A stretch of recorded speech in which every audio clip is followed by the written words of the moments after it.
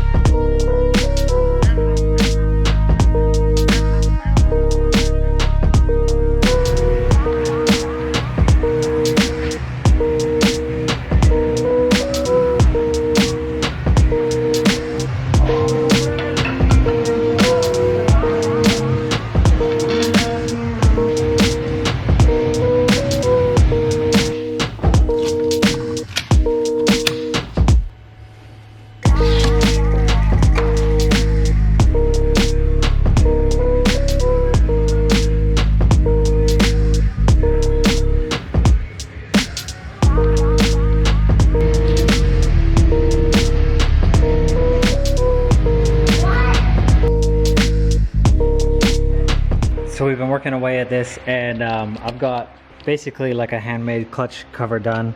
So just cut this out of some aluminum, and this does the trick. And then I 3D printed a little spacer here, and I can mount the clutch there. So I need to get some proper hardware for mounting this and for mounting the clutch. And I need to do like a mount for the spring and a mount for the cable. But that should do the trick. I will also have to cover this so that the chain is covered. But it should do the trick to get my clutch working once I extend that little part.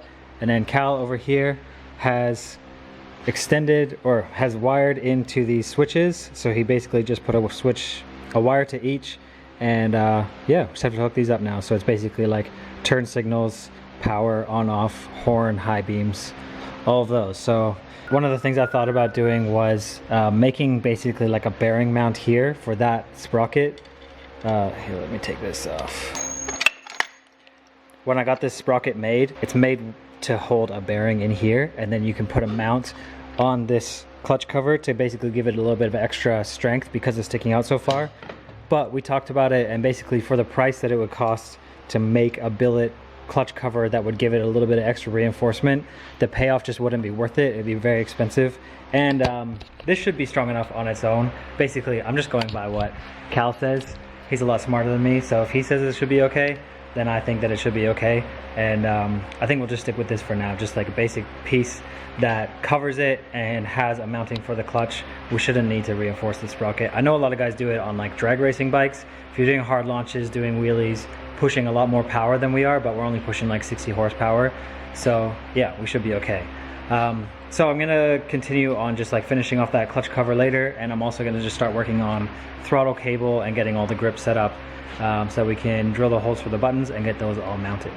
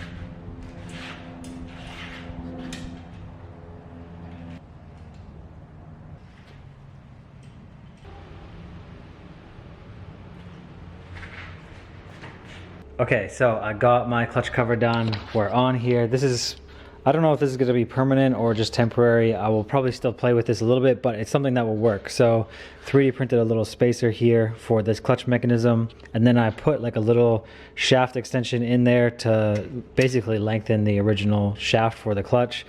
I may have to tweak that. I'm going to have to basically just get this bike running and see if that all works.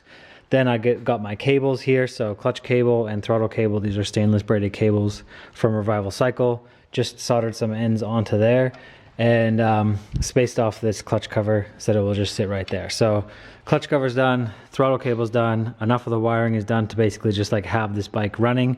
We'll have to still hook a bunch of this into the M unit, but we're getting there. So making lots of progress. I think it'll probably be in my next video, hopefully, where I take this thing for a ride. I want to make sure it all works.